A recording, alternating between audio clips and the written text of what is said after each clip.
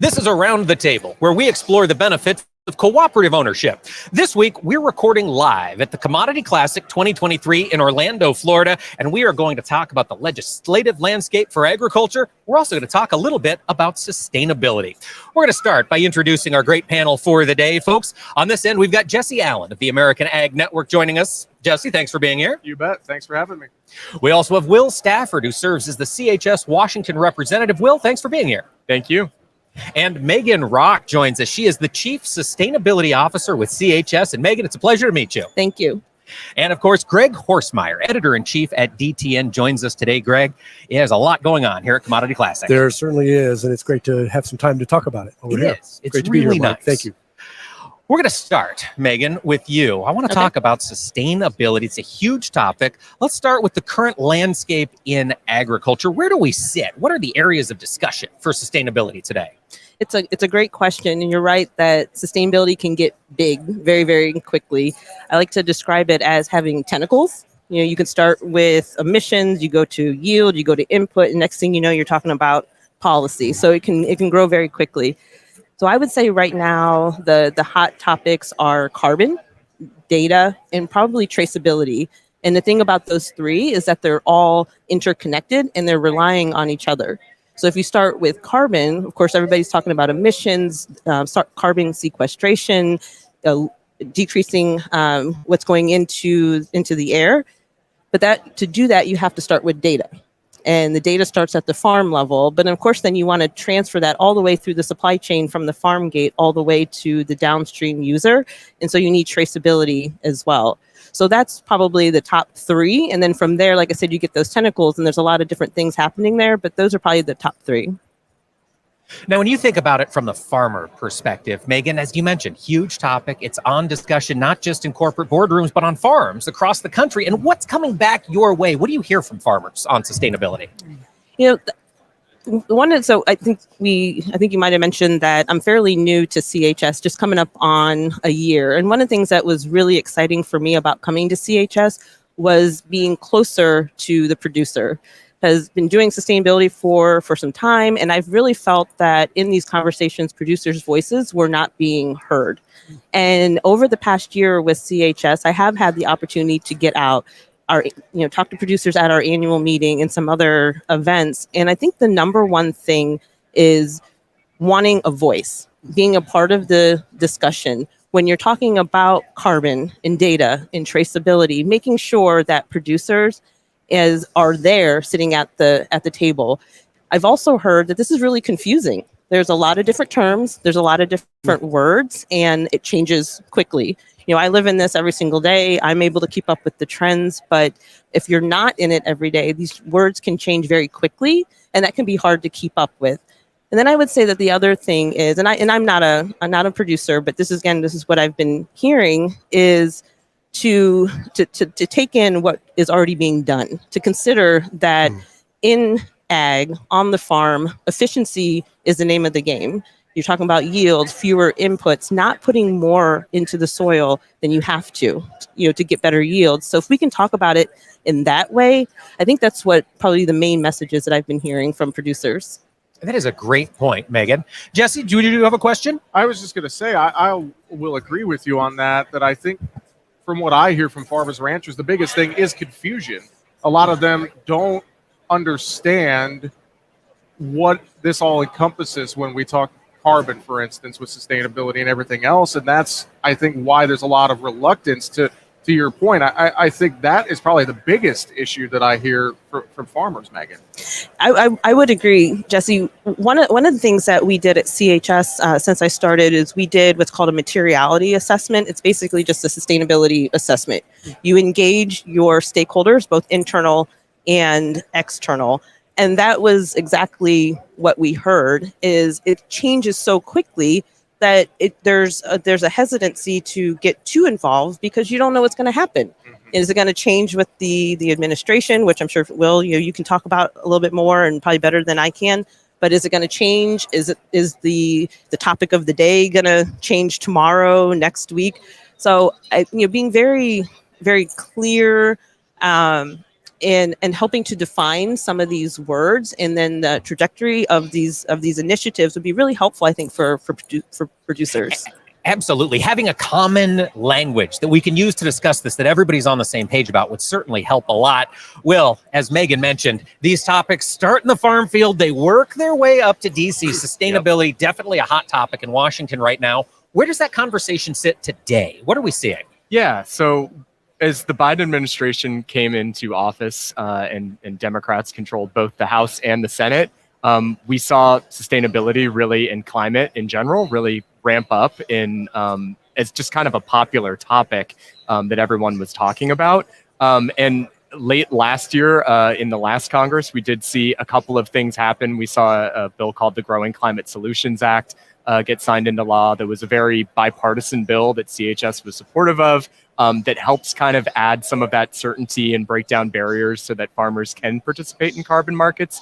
And we've also seen some action by USDA that's been very farmer focused and farmer forward, which kind of goes to what Megan talked about and something that we had been advocating for. And we kind of saw that come to fruition in some of these climate smart partnership grants that USDA put into place last year and are still working through as we speak. So that's been very exciting. And then obviously we have the next farm bill coming up as well. And we're looking to see how sustainability is going to play a role in that. It's still taking shape. We're still seeing how some of these debates are forming. But there is a coalition called the Food and Ag Climate Alliance that CHS is members of through some of our trade associations like the National Council of Farmer Co-ops. And they actually put together a list of about 100 sustainability and climate recommendations that they released a week or so ago. And some of them are really important to co-ops and I think our owners, like ways that we can assist USDA and NRCS with some of their staffing concerns, and using the co-op system as technical service providers, for example. Looking at how we can better partner through programs like the RCPP program in conservation. And then Megan mentioned some of the folks that are doing the sustainability practices already, just making sure some of those early adopters get rewarded are just a few things that we're looking at. Sustainability, Crop insurance. Is there going to be some more linkage in this next farm bill, do you think? Well, there's been discussion about that. There was a GAO report, that's the Government Accountability Office report, a couple of weeks ago now, that was commissioned by a member of the House that asked about that specifically, and it did recommend tying climate smart practices to crop insurance, which would probably look something similar to what happened in 2014 when they tied crop insurance to conservation compliance. We have pretty clear policy goals at CHS that these programs should remain voluntary. And I guess it would probably depend on who you ask, but I would not consider that voluntary adoption for farmers. Good point, Will. Greg, voluntary versus mandate. These have been hot topics of conversation here in agriculture. And how should folks be thinking about return on investment when we're thinking about sustainability? That's a really good question. We've had several panels that we've done at some of the events that we have, bringing farmers together and people who are providing carbon credit programs. And it always boils down to return on investment. I mean, I think it's no surprise that farmers want to do what's right. They want to do the right things.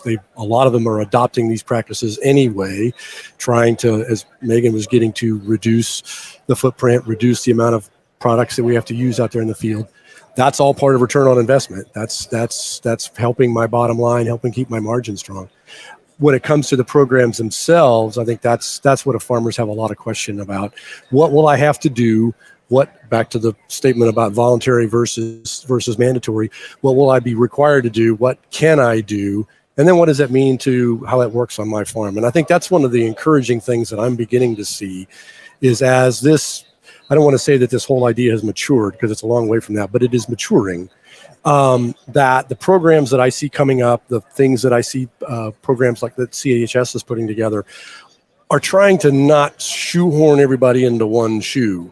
They're trying to think about each farmer's operation, what needs to be done there, and try to be as wide-ranging as they can be. I think, and that I think gets farmers' interest. When you tell them you have to do these things, okay, can I do that?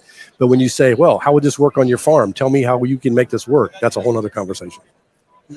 I think to add to your point there, Greg, and we can all kind of talk about this mandatory versus voluntary side of this. I think of, as an example, in Iowa, the nutrient reduction strategy, a voluntary program, more people took part in that because it was voluntary. I think we know a lot of farmers and ranchers, if they're told to do something, they're not going to be as receptive as they are when they have the option to do something. And I think that's very key in this whole discussion. I'll let you guys talk about that, Greg. Maybe you have something I think that's right. I think voluntary is I think the way to go. Incentives help, though. I mean, let's face it. Why did we have a lot of cover crops pop up during the equip years? Because there was money to help make that happen. I think it's farmers are working with what they have. They've got their operations running. Whether you're asking them to do something different or you want them to do something different, they are going to have to change that. If there's some kind of an incentive, whether it's in the form of government aid or whether it's in the form of reduced input prices or whatever, suddenly, okay, that gets my attention. When I want to go buy a new car and there's an incentive for me to do that, I'm interested in doing that. Absolutely. And Greg, what you said made sense because there are barriers. Implementing a lot of these practices are going to be changes in their operation. It's going to be work on the farm that maybe isn't paid for in the commodity price necessarily. So there's got to be another way to make it pencil. Will, to that end, we have had assistance from Washington, D.C. on a lot of these issues in the past. Do you anticipate more funding coming for helping farmers tackle some of these sustainability issues? Yeah, I mean, I think there's certainly interest in it. And the fact that so many agriculture groups have coalesced together and in forms like the Food and Ag Climate Alliance to say that the voluntary carrot approach rather than the stick, if you will, is what farmers want, has been listened to by USDA. And again, I think that manifested itself pretty well so far with a program like their Climate Smart Partnership Program. We obviously have yet to see the results that will come and probably won't for some time from those grant programs, but very voluntary, very farmer-focused grant programs. As far as Farm Bill policy goes, I mean, the restrictor plate, if you will, is always going to be budget. We are working within a tight budget for the next Farm Bill. The Congressional Budget Office just a few weeks ago now released a new score for the next 10 years, and it was higher than I think folks had hoped for. But there were some extra funds for conservation in the Inflation Reduction Act at the end of last year, and watching to see how those funds may be allocated within this next Farm Bill is going to be one of the bigger debates I think we see. That's an interesting point. So those funds that were allocated in the IRA last summer, they don't yet have a home necessarily until they're specified where they go in the Farm Bill? Correct. I mean, this new Farm Bill is a chance where those funds could go elsewhere in the bill. I think the debate on whether they should stay within the conservation title or not will happen. And I think the debate within the conservation title, assuming they stay in there, and where the best place and the best use for those is going to happen as well. And that's just part of being in a tight budgetary environment. You've got a lot of groups and a lot of members from all over the country that have their own priorities and want to see something happen. And with such a tight pot of money, and anywhere you add in the Farm Bill, you might have to find somewhere to subtract from. Any dollar figure is going to be tightly contested, I would say. It is a give and take, and it always has been. It feels like, to your point, with this tight budget, it almost feels like this Farm Bill could be a heavier lift this time around than it has been in previous years. Yeah, and I've always said, and I've worked on the last two, and on the last one I was up in the Senate working for the chairman of the Ag Committee, and no Farm Bill is easy. I can tell you, I did not celebrate the last one being done until it was signed into law. They can fall apart at any time. No Farm Bill is easy to get done. There's always a tight needle to thread. But I do think that we have the leadership in both the House and the Senate to be able to get one done. On the House side, you've seen G.T. Thompson really lean in as new chairman. Even the new Speaker of the House, Kevin McCarthy, has said that they intend to get a bill done this year. And then on the Senate side, you have Debbie Stabenow, who has been in charge on the Democrat side of the aisle for the last three of these bills, I think now. And John Bozeman, they work really well together. They've got the experience, they've got the leadership that, I do think we have a good shot at getting one done this year. All right. Megan, I want to bring it back to you. Bring the focus back to sustainability. Yep. As you mentioned, your position's been out there a year. You've been driving this headlong. Where do you see it going from here for the cooperatives' efforts to help make sure that the rest of us can stay sustainable? Yes.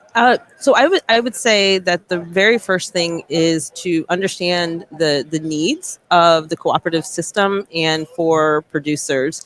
We've talked a lot about these practices have been done, and we've been doing sustainability for generations. It's just now that we have this word sustainability and we have ESG and all these other buzzwords. So that really is the first step that we're taking as an organization, is engaging our stakeholders and understanding where we should go based on their feedback, and identifying those gaps between internal and external stakeholders to make sure that we really are moving in the right direction. We during the materiality assessment, sustainability assessment, we did speak with some of our member co-ops, and there is definitely an appetite for this, but it goes back to your question, Jesse, about, well, this is confusing though too at the same time. Mm-hmm.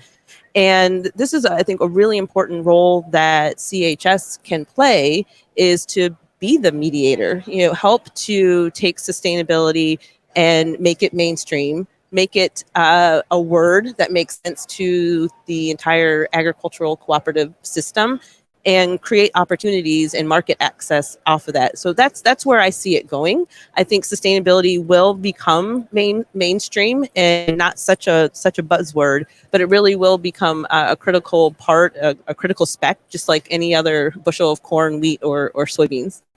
Megan, since we've got you here and sustainability is so hot right now, if we've got farmer listeners who are hearing these conversations, they're going, gosh, everybody talks about it, but I don't know what they're talking about. Is there a way that CHS is working to reach those farmers and to educate them on the glossary of words that we've got in this space? Or is that something that could be coming? Well, we have done that so far. Well, first of all, just being here today, being here at Commodity Classic, talking with you all. But our second annual sustainability report, which we published in November of 2022, if you take a look at it, it's available on the CHS website, you'll see that report is written for our owners and it's written for producers. And we have these call out boxes in that report that define some of these terms. And so for a sustainability professional like myself and many other, chief sustainability officers, that's old stuff. But we know that it's new to so many different, to so many people. So when you go to that report, you'll see these call out boxes that define sustainability, that define ESG, define carbon. And we'll continue to do that. I've been able to get out and do, like I said, interviews like this. I've talked at different CHS events, the annual meeting. So more and more getting out and being one-on-one with producers. It's what it all comes down to. We've got to be on the same page if we're going to have these massive nationwide conversations. So really grateful to see CHS working to keep that information in front of the grower. Yes. Greg, I want to turn to you. Since we've got you here, you are, of course, editor-in-chief of one of the premier news organizations in the world of agriculture. You also do a little bit with weather. What are you expecting to see this spring? Well, before I answer that, I need to recognize that you're about to ask me questions that I'm not an expert in, but I understand that Megan actually has a background in meteorology. So I got to be really careful what I say. Oh, my goodness. Well, quiet down, Greg. Megan, tell us what's coming this spring. It's been a while since I've looked at some maps, but yes. But one of the things that we've been looking at on the weather side is this, as farmers will know, the loss of a La Nina condition and sort of moving into this neutral condition, which means there's really nothing in charge. So we've been, as everybody knows, this winter, we've been going through these cycles of systems just rolling through. It gets warm, it gets cold, it gets warm, it gets cold. We're expecting more of that through March and through April. So we're expecting what my staff meteorologist, John Baranek, calls an active weather pattern. So just constant change moving through the system. What that means in terms of sustainability is wetter weather in a lot of the Corn Belt this year. It means cooler weather potentially in a lot of the Corn Belt this year. And that means, to me, narrow windows for planting, thinking about sustainability, thinking about erosion control, thinking about not spraying the burn down right before it rains and that kind of stuff. The windows are going to be a little tight this year, I think, if we put a fine point on it. And so what we've been telling our readers is, pay attention. This is a year when you got to really watch those weather systems, have everything ready to go, have the sprayer ready to go, have the planter ready to go, and hit it when you can. Yep. I think that's very true. And I'll add to your point with weather and having those tight windows, being prepared, but also being open to doing things. I think that's the biggest thing for a lot of farmers going into this spring is being open to doing some of these sustainability efforts on the farm and not just saying, oh, well, I'll do it next year. Oh, I'll do it next year, kicking the can down the road. At some point, if you're going to do it, you have to jump in and do it. And I think that's the thing that farmers need to just keep an open mind, I guess, so to speak. Yeah, I think that's certainly a trend that I'm hearing from folks around the table is try stuff. Right. Yeah. Get out there this year, try something fresh. Will, we're preparing for an active spring, no doubt, in Washington, D.C. For our audience here, from a farmer and rancher perspective, is there going to be sustainability topics in D.C. other than the Farm Bill as we get into the spring? What needs to be top of mind? Yeah, I mean, for ag, I think the Farm Bill is going to be the big one, and especially in a split Congress where not a whole lot is going to be able to move, and the Farm Bill might be one of the few pieces of large legislation that does move this year. I think that's something that they should certainly be looking at. But outside of that, I think watching how USDA does move forward with their climate smart partnership programs is really important. The implementation of that Growing Climate Solutions Act by USDA that I mentioned earlier that helps break down some barriers for farmers to join some of these voluntary carbon markets. I think that will be something that is important to watch. USDA is going to have to put together an advisory panel, and I would love to see co-ops well represented on that panel. I think I'm sitting next to someone in Megan Rock who would be great on that herself, or someone from her team, hint. if she's too short on time.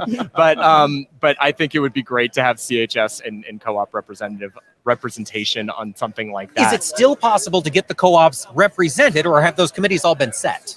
Oh, it's absolutely still possible to get them represented. And I think USDA does value the partnership with co-ops and realize that we have a role to play with our expertise and our proximity to our owners. So those are just kind of a few things, I guess, I would keep an eye on. And it's not just the expertise you can share, but it's also advocating for your, CHS farmer cooperative members on some of those committees on Capitol Hill. That's all part of the discussion. It's advocating and also sharing what you guys have as far as knowledge and bringing that to the table. Exactly. Yeah, we always say that we are a partner for government. We are there to advise them, to be a resource for them, whether that is members of Congress and their staff who some of these issues might be new to, or whether it's USDA and how we can work together to implement their programs as best as possible, because I know that everyone wants these programs to work well for farmers, and it's just a matter of working together to get there. One of the things I honestly wanted to say is we have seen a lot of participation on the sustainability side from honestly the people that have something to sell to farmers, yes, which is not a bad thing. That's not what I mean, but we've seen a lot of big corporate interest in sustainability and trying to drive those things.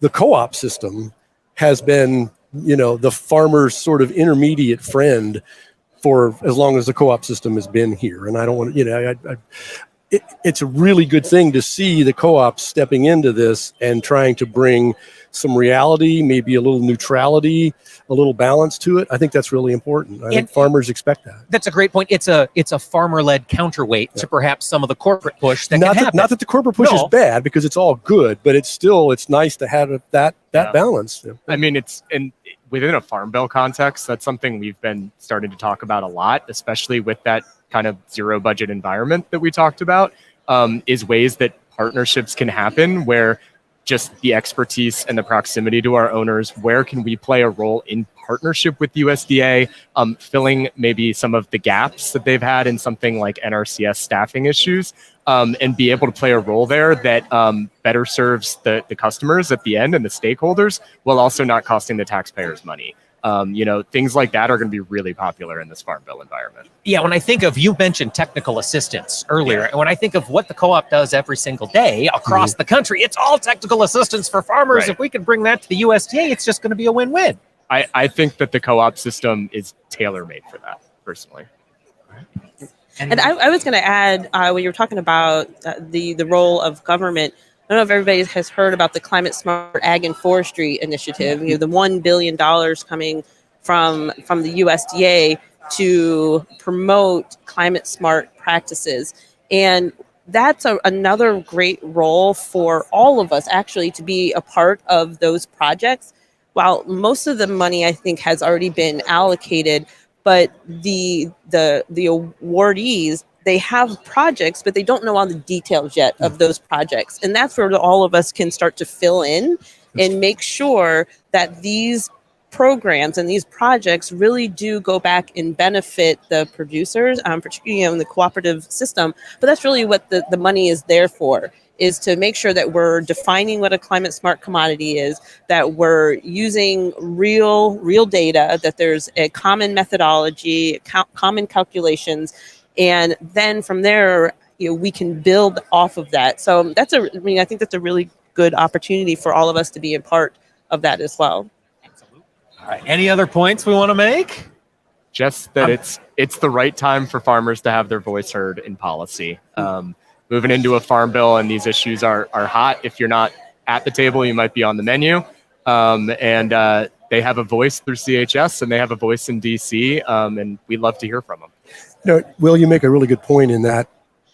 I'm a journalist, so I'm naturally a critic. We don't expect much out of Congress this year. We don't expect a lot of cooperation.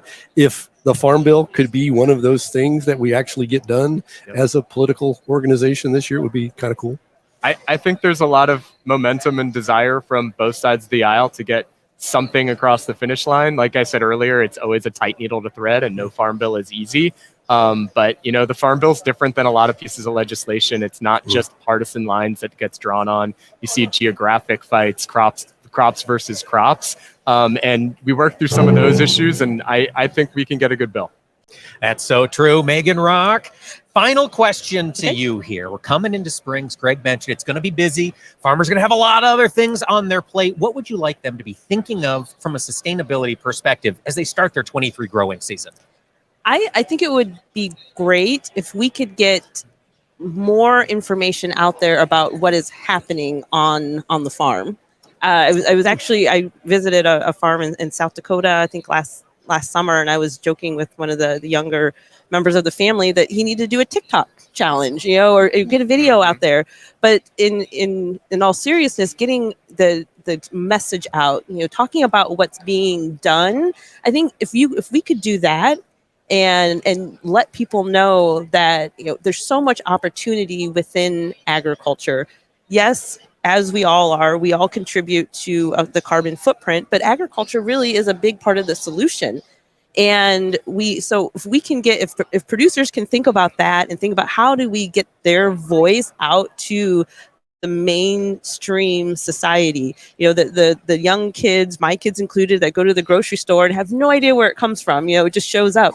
But letting, the rest of society know that there's really good stuff happening on the other side of that supply chain. I think that would be really fantastic. And it might be kind of fun too.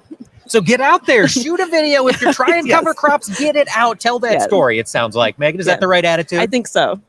Fantastic, folks. Lots to think about as we get into 2023. I want to take a minute to thank our panel. We had Will Stafford, Washington representative for CHS, Megan Rock, Chief Sustainability Officer at CHS, Greg Horstmeier, Editor-in-Chief at DTN, and Jesse Allen from the American Ag Network. Thanks for joining us all around the table. Learn more about the benefits of cooperative ownership at cooperativeownership.com.